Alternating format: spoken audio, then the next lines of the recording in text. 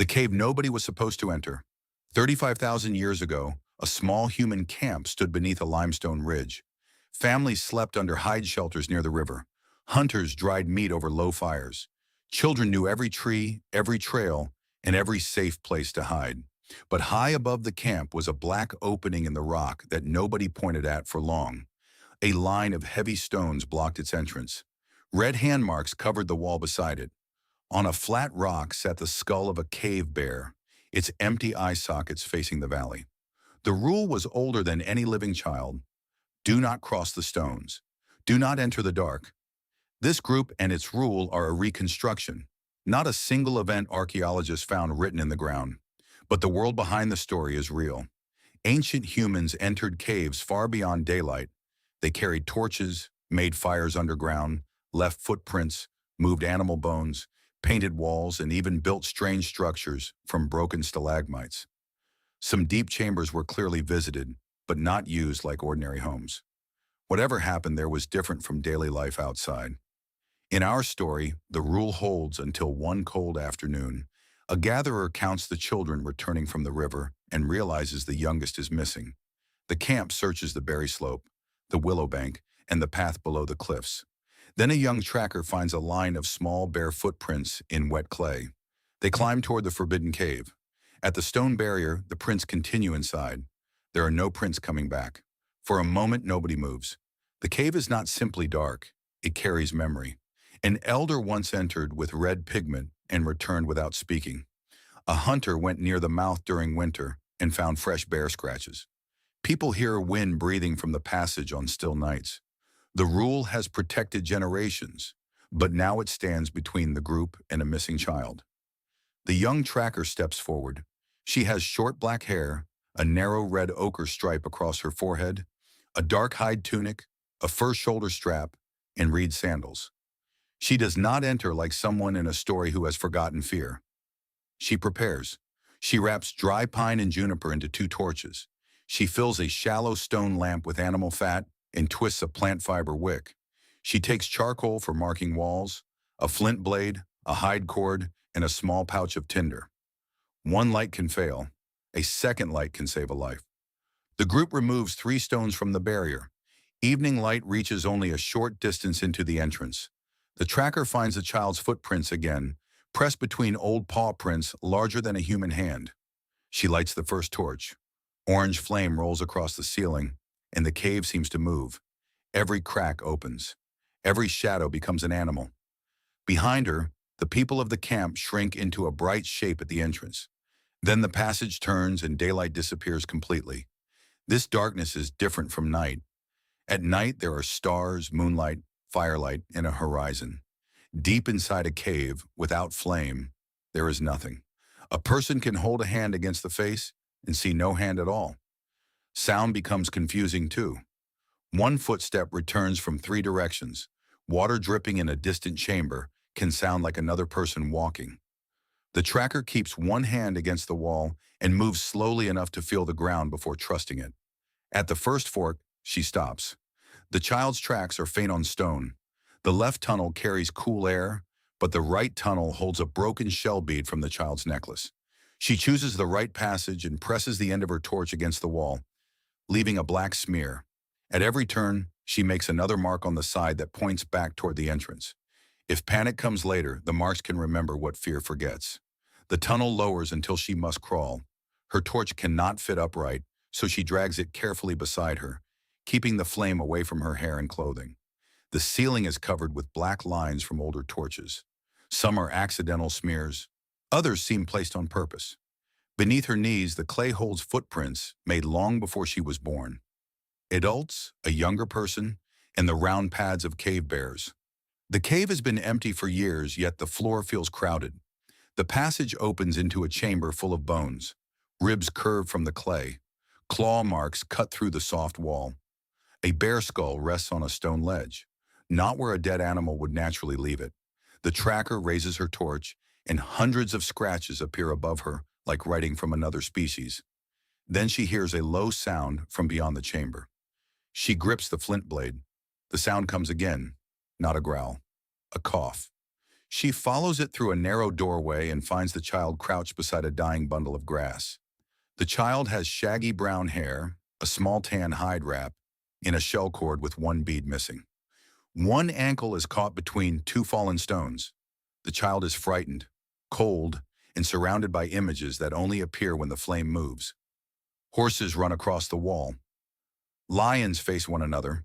A rhinoceros lowers its horn. Red hands reach from the stone. In steady daylight, these would be drawings. In flickering torchlight, the animals seem to breathe, overlap, and charge through the curves of the cave. The child had heard adults speak about the hidden animals and wanted to see them. Curiosity carried small feet farther than courage could carry them back. The tracker sets the stone lamp on the floor. Its small flame is steadier than the torch and leaves both hands free. She loops the hide cord around one rock, braces her feet, and pulls while the child twists free. The stone shifts. The child cries out, but the ankle is not broken. She wraps it with soft hide, gives the child the spare torch, and points to the black route mark above the doorway. They are going home. Then the first torch begins to fail. Burning pieces fall into the clay. Smoke gathers under the low ceiling and makes their eyes water. The lamp is steady but weak, lighting only a small circle. This is one reason deep caves were dangerous, even to people who understood fire. Light needed fuel. Torches needed tending. Smoke could collect in poorly ventilated passages. A journey inward was also a calculation about the journey back. They pass the bear chamber, but at the crawl space, the child freezes. The low tunnel looks smaller from this side. The tracker goes first, pulling the lamp on a flat stone. The child follows with the spare torch.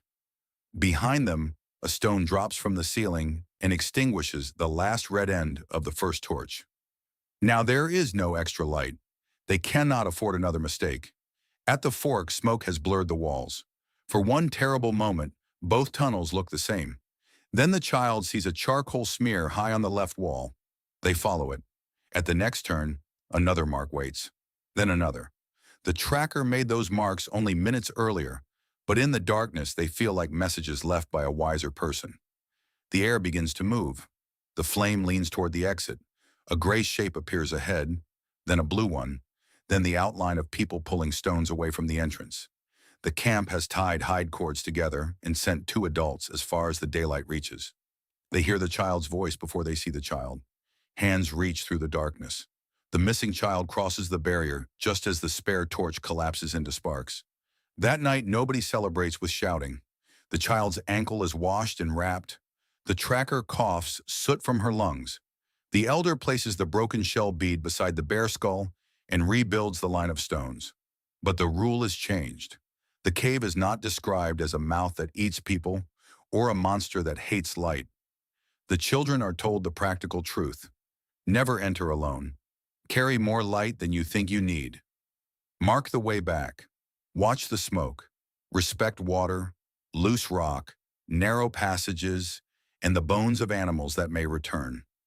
Could anything like this have happened? We cannot know the rescue story, the red barrier, or the exact rule.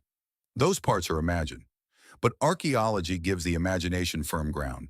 In Bruniquel Cave in France, Neanderthals went about 336 meters from the entrance and built ring-like structures from hundreds of broken stalagmite pieces around 500 years ago. There are traces of fire and burned bone. Whatever they were doing, they planned, carried light, worked together, and mastered a place with no natural daylight.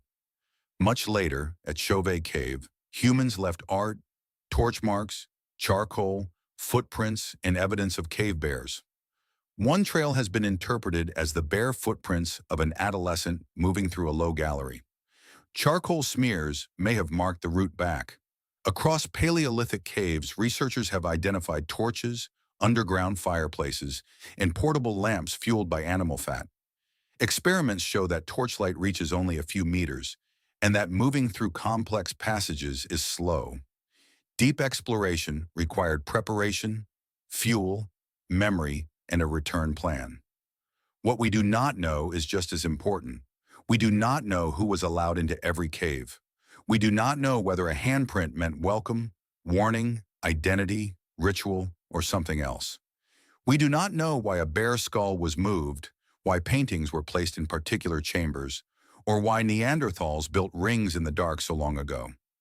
Calling a cave sacred, forbidden, or secret may be reasonable in some cases, but it is still an interpretation. Yet one idea feels almost certain.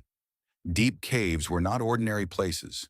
Entering them transformed the world. The familiar sky vanished. Human voices became echoes. Stone walls filled with animals under moving fire. The route home depended on fragile flame and shared knowledge. Whether the rule came from danger, ritual, memory, or all three, people had reasons to control who entered and how. So the cave nobody was supposed to enter may never have existed exactly as we imagined it, but many real caves held spaces that only prepared people could reach. Beyond the last touch of daylight, ancient humans carried fire into a world that seemed to have no end.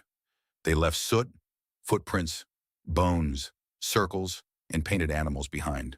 Then they turned around and found their way back. At sunrise, the forbidden entrance is quiet again. The stones stand in a line. The red hands face the valley. Inside, the black root marks disappear one by one into the dark. The cave keeps its paintings, its bare bones, and its unanswered purpose. But it does not keep the child. This time, human memory is stronger than the darkness.